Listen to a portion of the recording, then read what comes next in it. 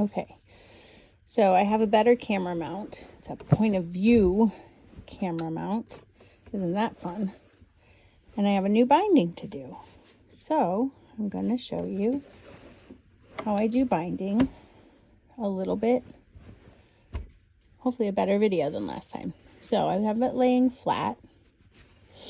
I have a lot of binding because I was short like 6 inches, so I had to put a whole new strip on. And I've sewn this to here, and I've sewn this to here. So I have about this much room, which is actually about 9 or 10 inches. Some people like to give themselves a little more room than that. That's fine. So I'm going to lay these out. I'm going to chop my binding. And what you need is the width of your binding. So this one's already cut. So I'm going to lay that on there. I'm going to lay this one over it. So now this one's layered on top of the width of the binding on top of this bottom one that's laying here. And it's important that this edge lines up there.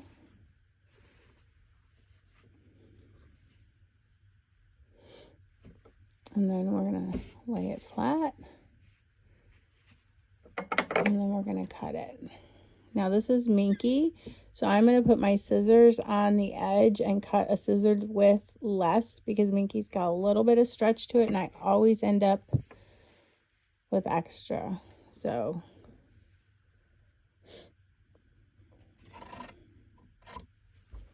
okay.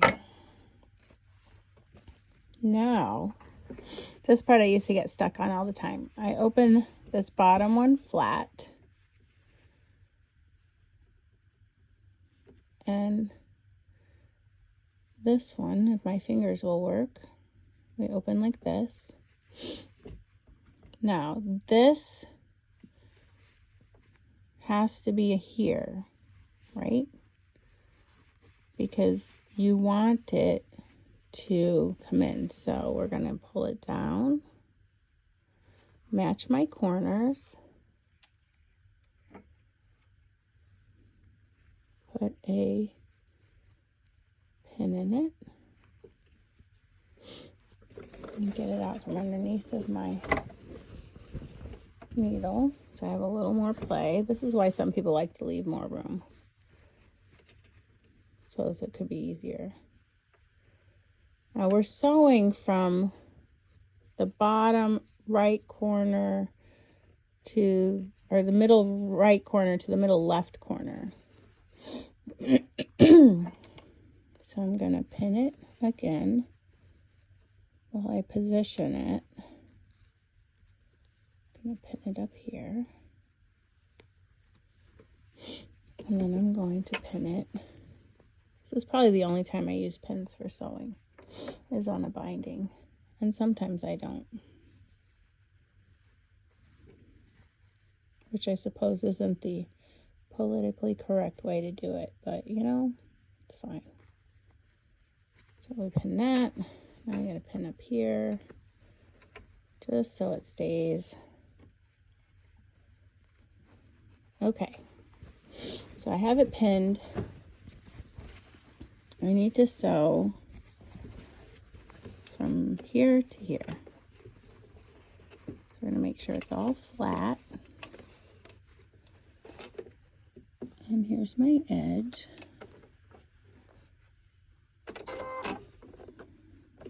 I should change my foot, but I didn't.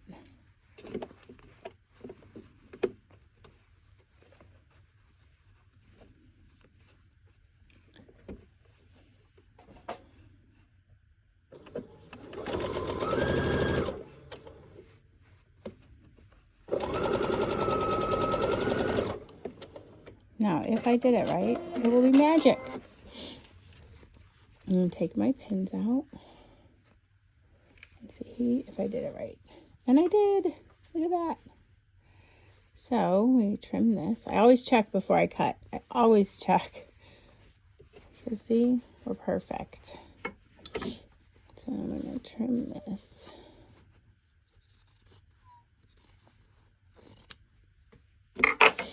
And then we're going to finger press that seam, fold it like so,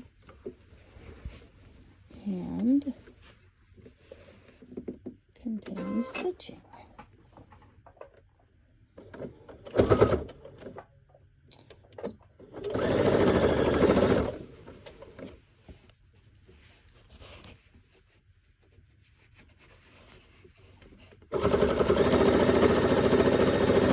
Sometimes a minky is hard.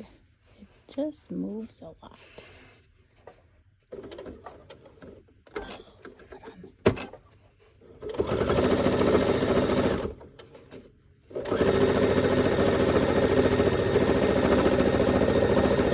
Yeah, a little pucker. It wasn't perfect.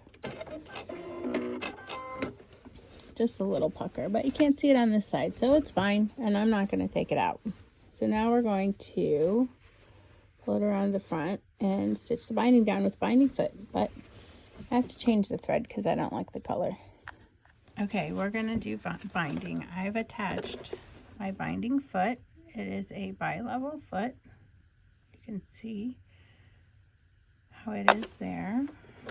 I have put a pretty color thread on the top and a neutral thread on the bottom, and my quilt is right here. So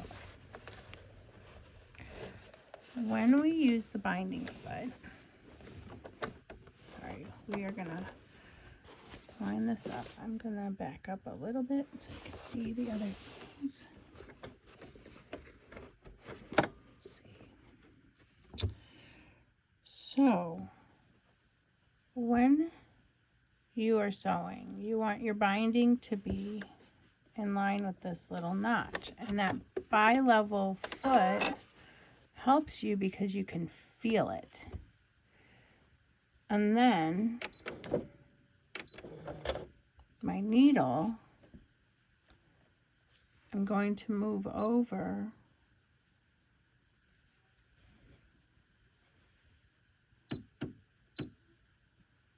until it is about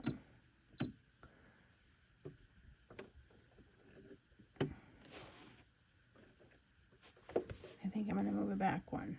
So mine's at 1.25, and then we're going to sew.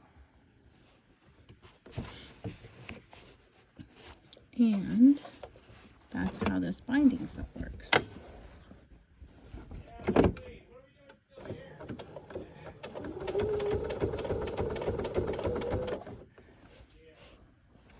Now when we do this,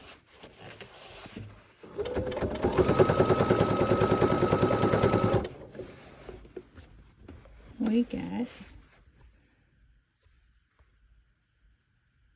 a nice stitch right at the edge of the binding.